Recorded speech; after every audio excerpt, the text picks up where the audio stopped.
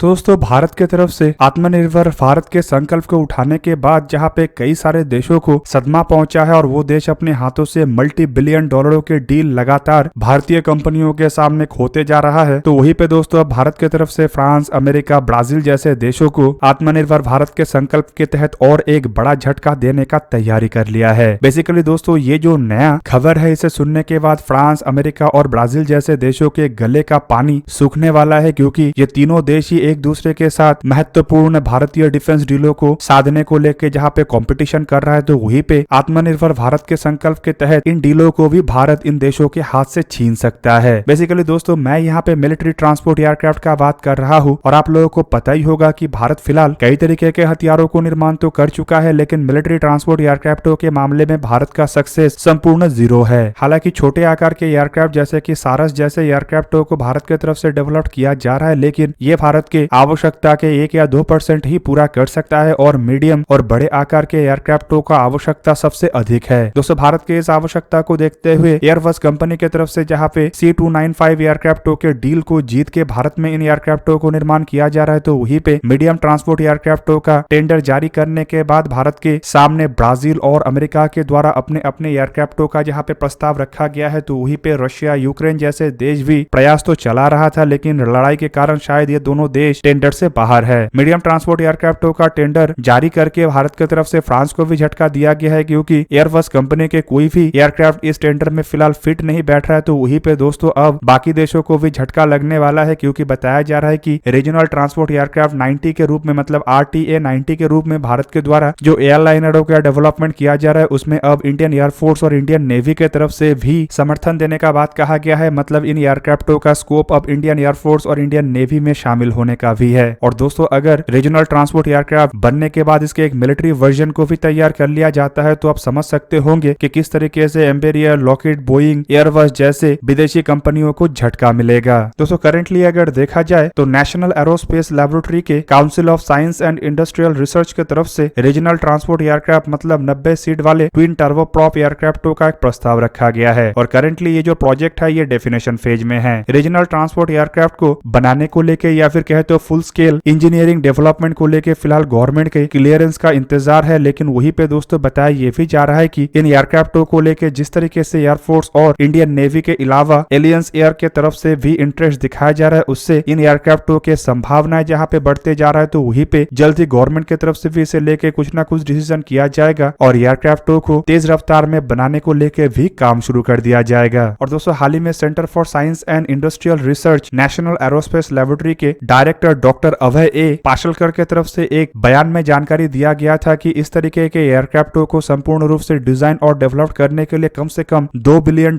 का फंड चाहिए और एफिशिएंट तरीके से प्रोग्राम का एग्जीक्यूशन के लिए नेशनल एरोस्पेस लैबोरेटरी इस प्रोग्राम को भी स्पेशल पर्पस व्हीकल के तहत ही आगे बढ़ाएगा। मतलब इस प्रोग्राम में भी प्राइवेट कंपनियों को जोड़ा जाएगा और कंसोर्शियम के तहत एयरक्राफ्टों को मैन्युफैक्चर किया जाएगा। जिस तरीके से AMCA और इंडियन मल्टी रोल हेलीकॉप्टर के प्रोजेक्ट को आगे बढ़ाने को लेकर सोच विचार रखा जा रहा है। अब दोस्तों एक बार एयरक्राफ्टों को लेके क्लियरेंस और फंडिंग मिल जाए तो माना जा रहा है कि इसमें एलियंस एयर से शुरू करके इंडियन एयरफोर्स और इंडियन नेवी के तरफ से भी संपूर्ण समर्थन दिया जाएगा और साथ ही साथ माना जा रहा है कि इंडियन एयरफोर्स, इंडियन नेवी और एलियन एयर सी इन एयरक्राफ्टों का पहला कस्टमर होगा। वहीं पे गवर्नमेंट की तरफ से भी इन एयरक्राफ्टों के डेवलपमेंट के साथ इन एयरक्राफ्टों के प्रोडक्शन को भी बड़े मात्रा में समर्थन दिया जा सकता है, क्योंकि गवर्नमेंट जिस इनिशिएटिव के अंतर्गत आगे बढ़ रहा है उसमें भारत के कोने कोने को एयरलाइन से मतलब हवाई रूट से जोड़ा जाना है और इसके लिए कई सारे नए एयरपोर्टों का भी निर्माण किया जा रहा है। और दोस्तों खाली एयरपोर्ट ही इस काम को अंजाम नहीं दे सकता, बल्कि इसके साथ साथ बड़े मात्रा में एयरक्राफ्टों का भी आवश्यकता पड़ेगा और स्वदेशी एयरक्राफ्ट अगर बनता है तो ये किफायती भी होगा और भारत को आत्मनिर्भर भी बनाएगा। अब दोस्तों ये बात तो अब तक क्लियर नहीं हो सका कि इंडियन एयरफोर्स की तरफ से इन एयरक्राफ्टों को किस रोल में इस्तेमाल किया जाएगा। मतलब एयरफोर्स इसे कार्गो ट्रांसपोर्ट के रूप में इस्तेमाल करेगा या ट्रूप ट्रांसपोर्ट के रूप में इस्तेमाल करेगा, पर इंडियन नेवी की तरफ से अगर इन एयरक्राफ्टों को परचेस किया जाता है तो मे भी इंडियन नेवी के द्वारा इसे सी सरफेस सर्वेलेंस प्लेटफॉर्म मतलब एक सर्वेलेंस एयरक्राफ्ट के रूप में इस्तेमाल किया जाए, जो कि एक्सक्लूसिव इकोनॉमिक जोन के पेट्रोलिंग के साथ साथ सर्च एंड रेस्क्यू मिशन को भी अंजाम दे सके।